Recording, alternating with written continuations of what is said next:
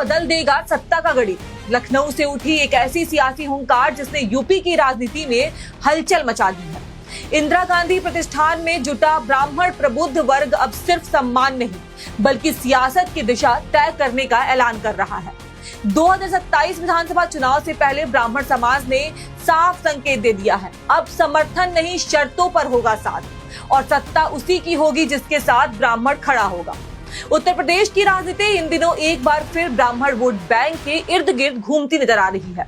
राजधानी लखनऊ के इंदिरा गांधी प्रतिष्ठान में आयोजित ब्राह्मण प्रबुद्ध महासमागम ने सियासी तापमान बढ़ा दिया है। यह समागम अखिल भारतीय ब्राह्मण महासभा के राष्ट्रीय अध्यक्ष राजेंद्र नाथ त्रिपाठी की अगुवाई में आयोजित किया गया है, जिसमें प्रदेश की लगभग सभी प्रमुख राजनीतिक पार्टियों को आमंत्रित किया गया है। लेकिन सोचने वाली बात है, आखिर ब्राह्मण इतना क्यों चर्चे में है?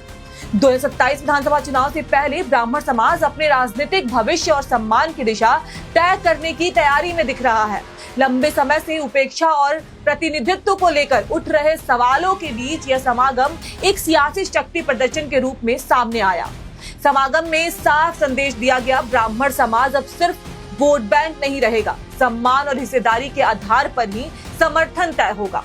इस महासमागम की सबसे बड़ी खासियत रही कि सत्ता पक्ष और विपक्ष दोनों के नेता मंच पर दिखाई दिए।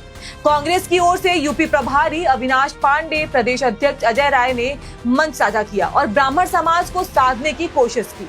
इसके अलावा समाज के कई प्रभावशाली चेहरे मौजूद रहे, जिनमें अलंकार अग्निहोत्री, राजेंद्र नाथ त्रिपाठी सहित ब्राह्मण समाज के कई बड़े दिग्गज शामिल हुए। भारी संख्या में पहुंचे ब्राह्मण समाज के लोगों ने यह संकेत दे दिया कि आने वाले चुनाव में उनकी भूमिका सिर्फ दर्शक की नहीं बल्कि निर्णायक खिलाड़ी की होगी।